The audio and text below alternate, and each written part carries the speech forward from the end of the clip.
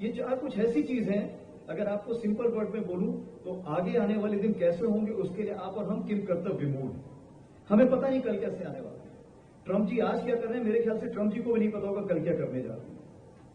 तो कहने का ये मतलब है कि चैलेंजेस इतनी जल्दी आ रहे हैं कि आप जब तक पुराने चैलेंज को पकड़ने की कोशिश करते हो, नया चैलेंज सामने आ जाता है। और वही सुरक्षा चुनौतियां जो हैं हमारी सेना के सामने, चाहे वो सीमा पर, चाहे आतंकवाद हो, चाहे प्राकृतिक आपदा हो, या साइबर वॉरफेयर जो नया शुरू हुआ है, स्पेस वॉरफेयर, सैटेलाइट्स वगैरह जो नई चीजें शुरू हुई हैं, केमिकल, बायोलॉजिकल, रेडियोलॉजिकल जो नया शुरू हुआ है, और जो इंफॉर्मेशन वॉरफेयर, जिस तरह से अफवाहें फैलाई जाती हैं, जैसे आपने सुना था ऑफ सिंदूर में बोला कराची पे अटैक कर दिया गया है, तो बहुत ऐसी खबरें आई थी जो हमें भी खबर लगती थी कहां से आई, किसने किया है, हम ढूंढते रह जाते थे। बट कहने का यह मतलब है कि इन सब चैलेंजेस के दायरे में जब आपको थल, नभ, जल और तीनों में काम करना है तो बहुत सारी चुनौतियां होती हैं। तो मैं आपको ऑफ सिंदूर से हमें क्या सबक मिला इसके बारे में कुछ बताना चाहूंगा।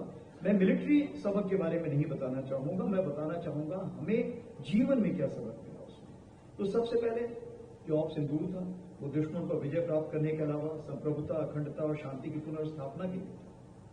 जब प्रधानमंत्री जी ने मुझे ऑपरेशन सिंदूर बताया कि इसका ये नाम होगा, जैसे आपको पता है कारगिल के दौरान आर्मी ऑफ विजय नाम रखती थी, एयरफोर्स ऑफ सफेद सागर नाम रखती थी, इस बार प्राइम मिनिस्टर जी ने खुद ही बोला कि ये नाम होगा। तो सबसे बड़ा फायदा क्या हो गया, पूरे देश में सिर्फ एक ही नाम था, ऑफ सिंदूर। और इसने कैसे पूरे देश को जोड़ा।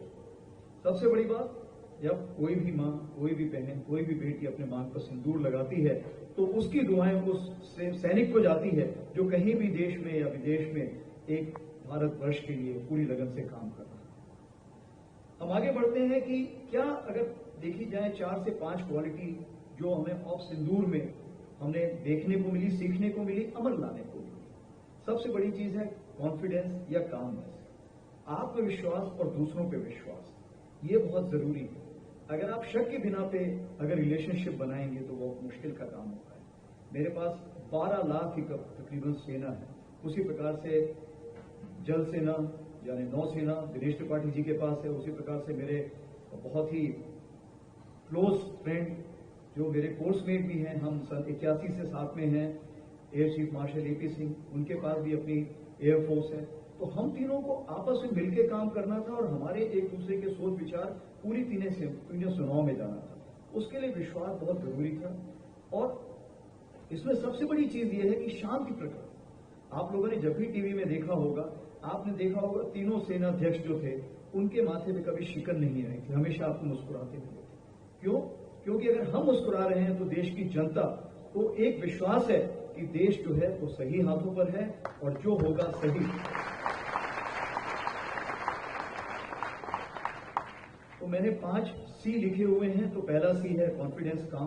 दूसरा हम आते हैं करेज पे, यानी साहस, दिलेरी और डर को काबू करना। जब हम भी ऐसी कोई लड़ाई लड़ते हैं तो उसमें रिस्क फैक्टर बहुत होता है। जब भी आप अटैक करते हैं या आपके ऊपर जब कोई किसी प्रकार की गोलाबारी आती है, आपको पता नहीं कि क्या होने वाला है, तो एक रिस्क होती है, पता नहीं आप कितने जवान खोएंगे, क्या कार्रवाई करेंगे, कितने सिविलियंस आप हैं। लेकिन ये रिस्क के बावजूद भी जो इस बार हमने कार्रवाई की उसमें हमने ये यकीन किया कि जो भी उसका ऐसा आला था जो हमारे ऊपर अटैक कर सकता था, उसके ऊपर हमने जाके अटैक किया। और उसके लिए चाहे हमें घर में घुस के मारने की जरूरत पड़ी, 100 किलोमीटर तक हम गए।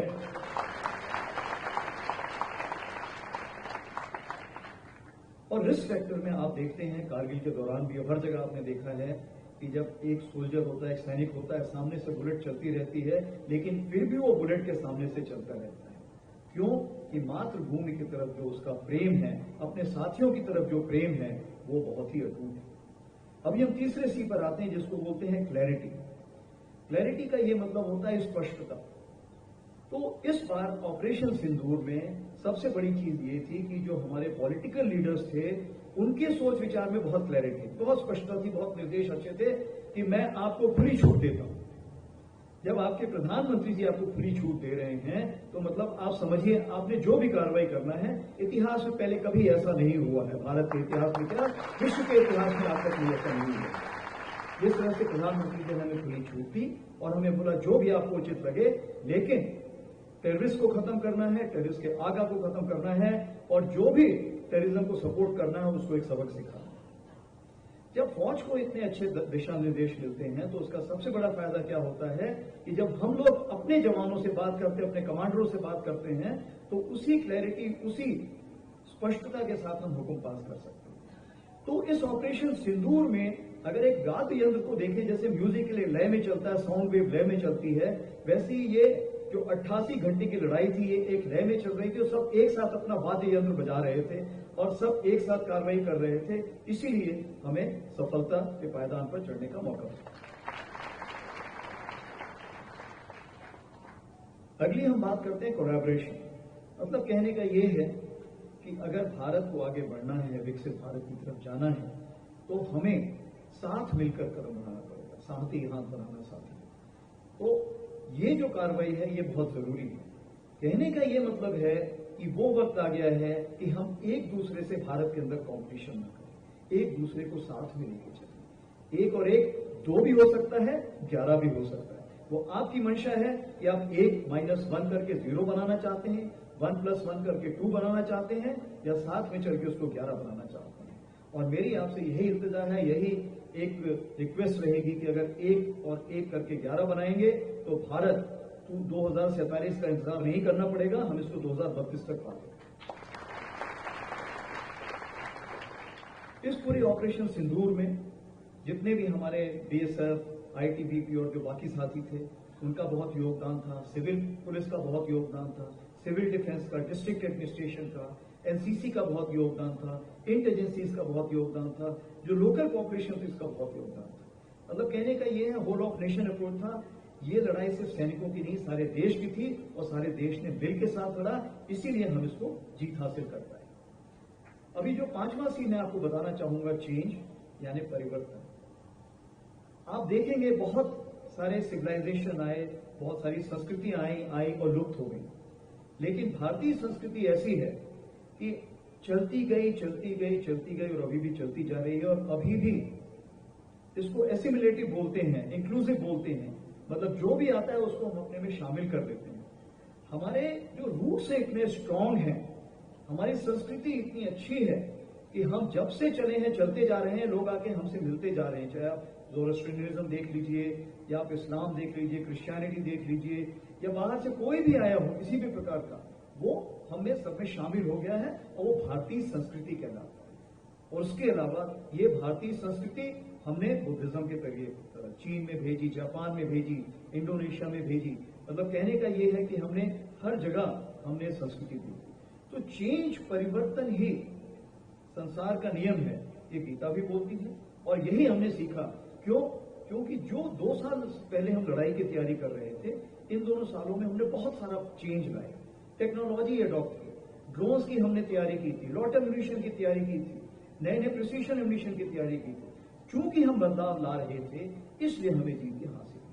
और आज भी जब भी आप अखबार उठा के देखते होंगे कि फौज अभी भी बदलाव की जो उसका एक सफर है उसमें काफी तेजी ला चुकी है। तो मैं ये कहना चाहूंगा कि अगर आपके पास पैशन विद पर्पस है, यानी जुनून और लक्ष्य का मिश्रण है, तो आपको कोई भी नहीं रोक सकता सफलता की सीढ़ी पर चढ़ने के लिए। अब बात करते हैं देश निर्माण की। मेरी तरफ से आप सब देश के सिपाही हैं, चाहे वर्दी पर भी हो या बिना वर्दी के हो, कोई भी प्रोफेशन में, कोई भी पेशे में। क्योंकि विकसित भारत के जो 4 स्तंभ हैं वो युवा, महिला, किसान और गरीब, चारों यहां पर बैठे हुए हैं।